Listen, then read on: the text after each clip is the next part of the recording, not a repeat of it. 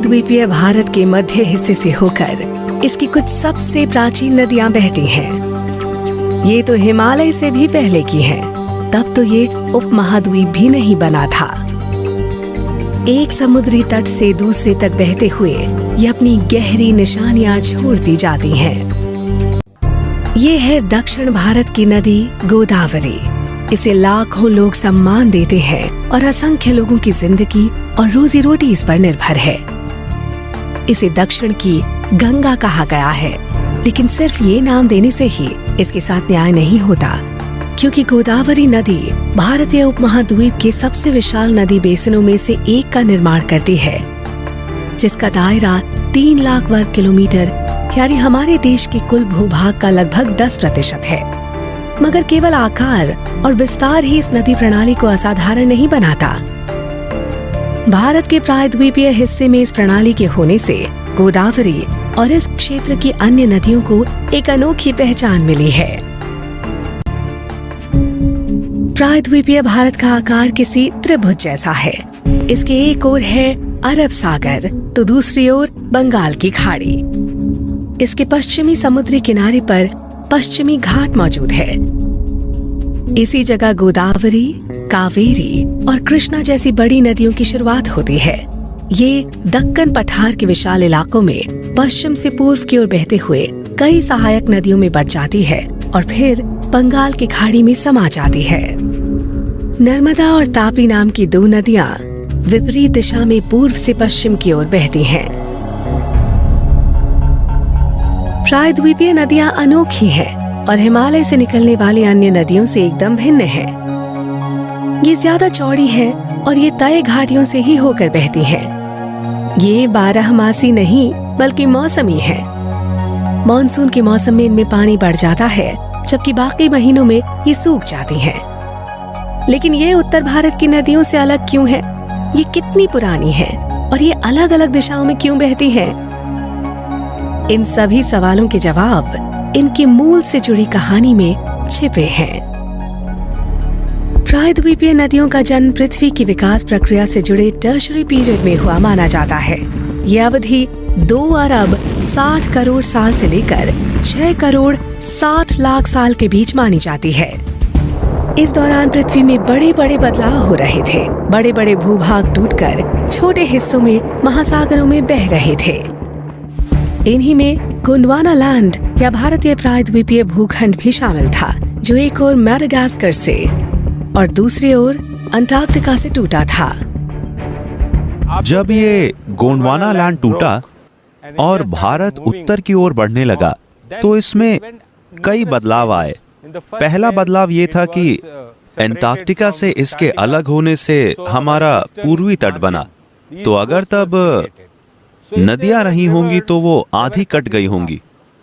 फिर हम शुरू में मैडागास्कर से और फिर सेशल्स से अलग हुए। तो इसका मतलब ये है कि नदी के जल ग्रहण वाले इलाके छोटे होने लगे, यानी आकार में घटने लगे। तो ये एक प्रकार का बदलाव है। दूसरा बदलाव पश्चिमी घाट के बनने पर आया, क्योंकि भारत और सेशल्स के बीच टूटन आ गई। तो अगर तब इन दरारों के बीच से नदियां बह रही होंगी तो उनका रास्ता फिर से कट गया होगा। आज गोदावरी, कावेरी, कृष्णा और महानदी जैसी नदियों को इन प्राचीन नदियों का वंशज माना जाता है। इनकी शुरुआत पश्चिमी घाट से होती है और ये बंगाल की खाड़ी में गिरती हैं। लेकिन और ज्यादा नदियों को जन्म देने वाली कुछ दूसरी भूगर्भीय घटनाएं भी हो रही थीं। एक और प्रभाव तब नजर आया जब प्रायद्वीपीय खंड यूरेशियाई प्लेट से टकराया और बना हिमालय। इस टक्कर से इस ब्लॉक में दरारें बनी और इसकी दिशा भी उत्तर पश्चिम से दक्षिण पूर्व की ओर मुड़ गई। इसी दौरान नर्मदा और तापी जैसी नदियां वजूद में आईं। इससे पता चलता है कि वो अन्य नदियों से विपरीत दिशा में पूर्व से पश्चिम की ओर क्यों बहती हैं। ये बात याद रखने योग्य है कि नदियों के उदय से जुड़ी ये कहानी रातों रात वजूद में नहीं आई, क्योंकि ये सब हजारों, लाखों, करोड़ों साल की लंबी अवधि के दौरान घटित होता है। और हम जानेंगे कि इस काल के दौरान हमेशा किसी न किसी तरह का बदलाव आता रहा। दरअसल पृथ्वी क्रियाशील होती है, तो इसमें अलग अलग तरह के परिवर्तन होते रहे। ऐसा ही एक धीमा परिवर्तन तब हुआ जब भूखंड अंटार्कटिका से अलग होकर भूमध्य रेखा को पार करने वाला था। तो जब भारत उत्तर की ओर बढ़ने लगा, ये कई अलग अलग अक्षांशीय क्षेत्रों से गुजरा और कई अलग अलग मौसमी क्षेत्रों से भी। भारत भूमध्य रेखा से भी गुजरा था, तो इसमें वैसी ही जलवायु भी पैदा हो गई। आइए अब प्रायद्वीपीय नदियों की मिसाल लेते हैं। जैसा कि आप जानते हैं, भारत अंटार्कटिका के बहुत करीब था, तो उस समय ये क्षेत्र पूरी तरह से बर्फ से ढका हुआ था। तो उदाहरण के लिए अगर आप तालचीर जाएं, वहां ग्लेशियर डिपॉजिट्स नजर आएंगे। वो इस बात के सबूत हैं कि उस समय जब भारत अंटार्कटिका से जुड़ा हुआ था, तो वहां पे ग्लेशियर थे और आइस कैप मौजूद थे। फिर लगभग 6 करोड़ 50 लाख साल पहले एक और विशाल भूगर्भीय घटना हुई। हमें इसकी निशानियां वर्तमान कृष्णा नदी के आसपास नजर आती हैं। प्रायद्वीपीय ब्लॉक के ऊपर बहुत बड़े बड़े ज्वालामुखीय विस्फोट हुए। नदी की पुरानी तलियां और घाटियां जमे हुए लावा के नीचे दब गईं। इस तरह जन्म हुआ डेक्कन ट्रैप्स का। इसके साथ ही नदियां और विकसित होती गईं। डेक्कन ट्रैप्स के ऊपर से जो नदियां निकली हैं, उनके बारे में हम यकीन से जानते हैं कि वो 6.5 करोड़ साल से ज्यादा पुरानी नहीं है। लेकिन अगर आप उदाहरण के लिए इस कृष्णा नदी की बात करें, तो जब ये डेक्कन ट्रैप इलाके से निकलती है, जो 6.5 करोड़ साल पुराना है, तो ये कुछ बहुत ही पुरानी चट्टानों के ऊपर से बहती है, जो कि करीब 2 अरब साल पुरानी है। यानी ये हिस्सा ऊपरी हिस्से के मुकाबले कहीं ज्यादा प्राचीन हो सकता है। आज नदी के ये तल इनके उथल पुथल से भरे अतीत के सबूत उपलब्ध कराते हैं। इन्होंने भूगर्भीय उठापटक को झेला है और ये कई जलवायु और पर्यावरण संबंधी प्रभावों के हिसाब से ढली हैं। इनमें सबसे महत्वपूर्ण है मॉनसून। नदियों की तुलना में मॉनसून काफी नई घटना है, केवल 1 करोड़ साल पुरानी। लेकिन फिर भी ये प्रायद्वीपीय क्षेत्र से होकर बहने वाली हर नदी के भाग्य को निर्धारित करता है, क्योंकि हिमालय से ग्लेशियरों से निकलने वाली नदियों के विपरीत ये प्रायद्वीपीय नदियां मॉनसून के 4 महीनों को छोड़कर बाकी समय लगभग शांत रहती हैं। सुस्त सी पड़ी ये नदी तब जागने लगती है जब जल ग्रहण वाले इलाकों में पानी का स्तर बढ़ने लगता है। पर्यावरण प्रणाली सजीव हो जाती है। मीठे पानी से ताल्लुक रखने वाले जीव जंतु और पेड़ पौधे फलने फूलने लगते हैं। नर्मदा और तापी वाले इलाकों में घने जंगल हैं। यहीं पर मशहूर कान्हा वन्य जीव अभयारण्य और टाइगर रिजर्व है, जहां रॉयल बंगाल टाइगर पाया जाता है। बांधवगढ़ और पन्ना जैसे अन्य संरक्षित अभयारण्य भी नर्मदा तापी क्षेत्र में ही मौजूद हैं। दक्षिण की तरफ उपजाऊ कृष्णा गोदावरी बेसिन है। इस जगह की एक बड़ी खूबी है कोरिंगा मैंग्रोव वन। शोधकर्ता इस जगह की अनोखी पर्यावरण प्रणाली का अध्ययन कर रहे हैं ताकि जलवायु में होने वाले बदलाव के असर का सामना किया जा सके। दिसंबर से मार्च के महीनों में कृष्णा गोदावरी बेसिन में खतरे से घिरे ऑलिव रिडली कछुए अपने घोंसले बनाते हैं। दक्षिण में और आगे कावेरी नदी बेसिन में कुछ और असाधारण रूप से विविध वन्य जीव रहते हैं। यहाँ बाघ और जंगली सुअर के अलावा श्वेत वर्ण गिद्ध और भारतीय गिद्ध जैसी खतरे में घिरी प्रजातियां भी मिलती हैं। प्रायद्वीपीय भारत की नदियों का असली रूप मॉनसून के आने पर ही दिखाई देता है। महाराष्ट्र का नांदेड़ 500 किलोमीटर दूर है गोदावरी नदी के स्रोत से, और यहाँ ये नदी अपने लघु और चंचल रूप में दिखती है। यह नदी संकरी होती है और चट्टानी दरारों से बहती हुई कहीं झरनों तो कहीं गहरी धाराओं की शक्ल में दिखती है। ये नदी ग्रेनाइटिक वाले इलाके पर से बहती है। इसकी शुरुआत त्र्यंबकेश्वर की बसाल्ट चट्टानों से होती है और फिर ये इस इलाके से आगे बढ़ती है। बसाल्ट चट्टानों वाले इस इलाके के कारण ही महाराष्ट्र और मराठवाड़ा क्षेत्र में काली कपासी मिट्टी नजर आती है। खनिजों से भरपूर इस ज्वालामुखी मिट्टी के ऊपर से बहते हुए गोदावरी उपजाऊ कछारी मिट्टी अपने साथ लेती जाती है, जिससे इस इलाके की उर्वरता बढ़ती है। ऊपरी दक्कनी इलाकों में इसके कारण काली मिट्टी में उगने वाली कई फसलें खूब पनपती हैं, जैसे कपास, गन्ना, ज्वार और सोया। फिर नदी नीचे की ओर बढ़ती है। आगे के सफर में इनका विस्तार भी होता जाता है। दूसरे चरण को वयस्कता कहते हैं और इस चरण में घाटी ज्यादा चौड़ी और खुली होती जाती है। यहाँ घाटी में बाढ़ वाले मैदान नजर आते हैं और नदी की दिशा घुमावदार होती जाती है। नदी में वयस्क होने की तमाम निशानियां दिखने लगती हैं। आखिरी चरण में घाटी करीब करीब समतल हो जाती है। यहाँ घाटी की चौड़ाई बहुत ज्यादा हो जाती है और नदी बहुत धीमे धीमे बहती है और पानी की गति भी यहाँ बहुत कम दिखती है।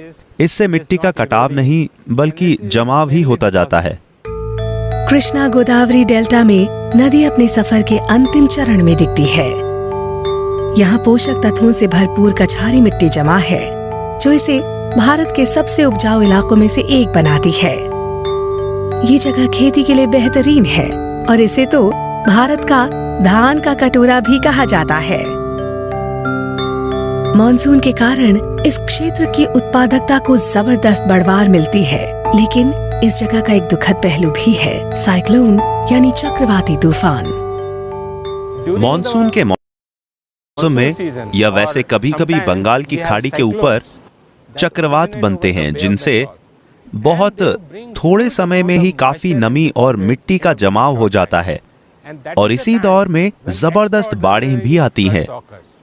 मिसाल के लिए अगर मैं आपसे पूछूं कि मॉनसून के मौसम के दौरान भारत में कौन सी नदी में सबसे ज्यादा बाढ़ आती है, तो आपके दिमाग में फौरन ब्रह्मपुत्र या गंगा नदी का नाम आएगा, लेकिन ऐसा है नहीं।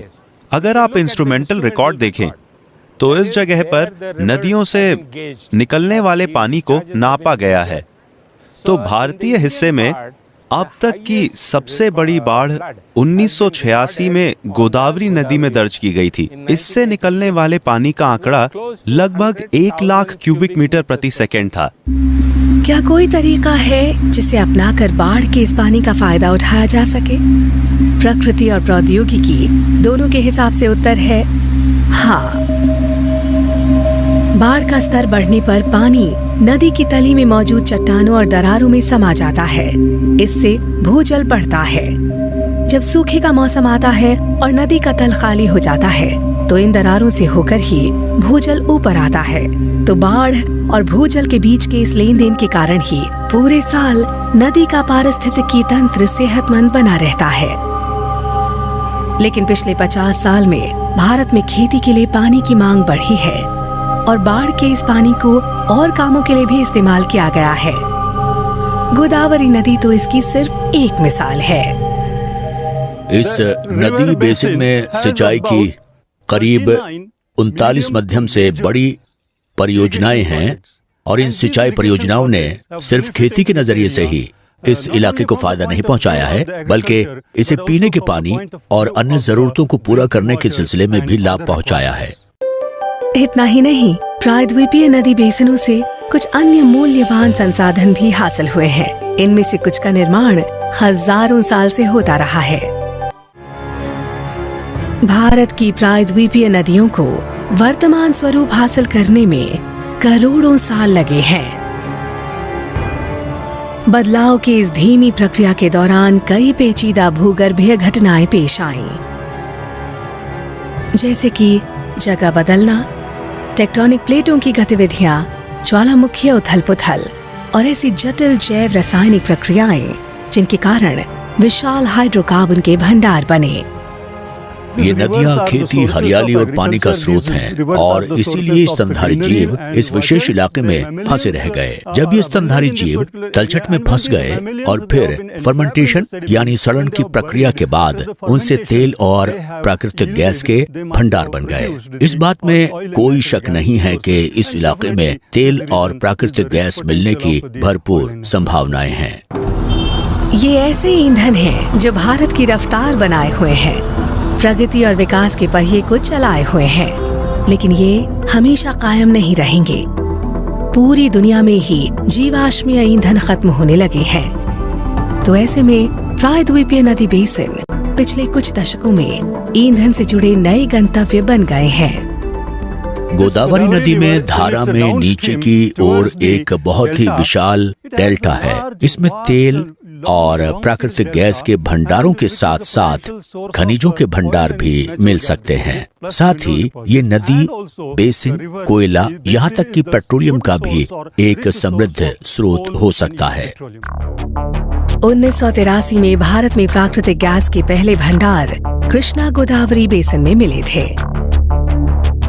तब से इस क्षेत्र में इसके विशाल भंडार मिल चुके हैं और इनमें भारत के सबसे बड़े प्राकृतिक गैस के रिजर्व भी शामिल हैं। 2012 में कावेरी बेसिन में एक बहुत बड़ी खोज हुई थी।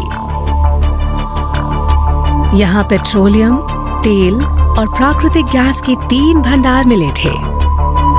सार्वजनिक उपक्रमों जैसे ONGC से लेकर निजी कंपनियों तक सबकी निगाहें इस क्षेत्र की ओर मुड़ रही हैं। निकट भविष्य में यहाँ से तेल और प्राकृतिक गैस निकालने की योजनाएं तेज हो रही हैं। प्रायद्वीपीय नदियों के खजाने वाकई कमाल के हैं, चाहे वो जीवाश्मीय ईंधन हो या मछलियां। सभी नदियों के आसपास एक नीली क्रांति नजर आ रही है। इसका श्रेय जाता है इस क्षेत्र में एक्वाकल्चर के विकास को। एक्वाकल्चर का मतलब है आहार के लिए पानी की प्रजातियों की परवरिश। और कृष्णा गोदावरी इलाके बहुत उपयुक्त हैं, खासतौर पर समुद्री, जमीनी और खारे पानी की प्रजातियों के लिए। इन प्रजातियों में मछलियां, मोलस्क्स, क्रुस्टेशियंस, जलीय पौधे, शैवाल और अन्य जीव शामिल हैं। आज भारत में मछलियों का जो कुल उत्पादन होता है, उसका 1/4 हिस्सा इसी इलाके से मिलता है। उम्मीद है कि 2030 तक भारत में मछलियों का करीब 2/3 उत्पादन एक्वाकल्चर की वजह से होने लगेगा। प्रायद्वीपीय नदियां कई तरह से मानव की प्रगति में अपना योगदान दे रही हैं, तो उनकी रक्षा करना हमारी जिम्मेदारी बन जाती है। लेकिन बदकिस्मती से 21वीं सदी अपने साथ कई चुनौतियां लेकर आई और इनमें नदी के सबसे अहम संसाधन पानी का हद से ज्यादा दोहन शामिल है। आज प्रायद्वीपीय भारत की ज्यादातर नदियों पर उनके उद्गम से लेकर मुहाने तक कई बड़े बड़े डैम बनाए जा चुके हैं। इतना ही नहीं, इन पर कई छोटे बांध भी हैं और इनकी सहायक और उप सहायक नदियों का अचानक से रुख भी मोड़ दिया गया है। कछार इलाकों में जो तलछट पैदा होती है, ये नदियां उसे जमा कर रही हैं और इससे नदियों का हाइड्रोलॉजिकल स्वरूप प्रभावित हो रहा है।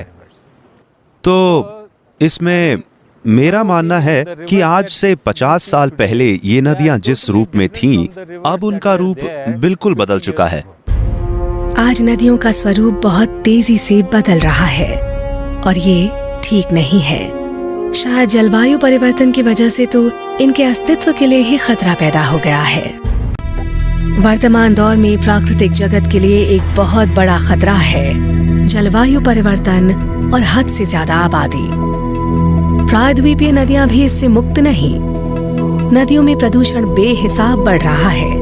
कई जगहों पर औद्योगिक अवशेष, शहरी और ग्रामीण कचरा ऐसे जहरीले पोखर बना रहे हैं जो नदियों का दम घोट रहे हैं। इंसान नदी के किनारों पर बस्तियां बसाकर वहां उगने वाले पेड़ पौधों के लिए भी खतरे पैदा कर रहा है, जिससे उन्हें बाढ़ और अपशेष जैसे जोखिमों का सामना करना पड़ता है। लेकिन सबसे बड़े खतरों में से एक है हद से ज्यादा दोहन। पिछले सिर्फ 50 साल में बिजली बनाने, सिंचाई और पीने का पानी हासिल करने के लिए नदियों के बेरोक टोक दोहन से उन पर बहुत बुरा असर हुआ है। प्रायद्वीपीय नदियों के बड़े बड़े हिस्से स्थायी रूप से सूख गए हैं। भूजल का स्तर चिंताजनक ढंग से नीचे जा चुका है। जलवायु परिवर्तन के कारण मॉनसून प्रभावित हुआ, जिससे ये समस्या और गंभीर हो गई है। नदी और उसकी सहायक नदियों को बारिश से पानी मिलता है और मानसून का व्यवहार असामान्य सा हो गया है। इसी वजह से इस तरह की समस्याएं पैदा हो रही हैं। कई पहाड़ी इलाकों या मैदानी इलाकों में भी सूखे की समस्या बहुत तेजी से सर उठाने लगी है। तो इसका हल क्या है? भारतीय वैज्ञानिकों के मुताबिक ज्ञान ही शक्ति है। तो चाहे भूजल हो, सतह पर मौजूद पानी हो, मौसम से जुड़े पहलू हो या खनिज, निकट या सुदूर भविष्य में ये सभी पहलू हमारी आने वाली रोजमर्रा की जिंदगी पर अपना असर डालने वाले हैं। तो बेहतर योजना बनाने के लिए हमें इन सभी लक्षणों को जानने की जरूरत है। इस बारे में हमारे पास आंकड़े भी होने चाहिए। इससे हमें अपने संसाधनों के प्रबंधन और दोहन के सिलसिले में और अनेक समस्याओं को हल करने के मामले में बेहतर योजना बनाने में मदद मिलेगी। हमें बहुत से सबक सीखने होंगे। सही कदम उठाने के लिए हमारे पास ज्यादा समय नहीं है। ये नदियां लाखों साल से हमारी ज्यादतियां सहती आई हैं। फिर भी इन्होंने हमें बेहिसाब प्राकृतिक तोहफे दिए हैं। भारत की इन बेशकीमती प्रायद्वीपीय नदियों को बचाने की जिम्मेदारी अब हमारी है।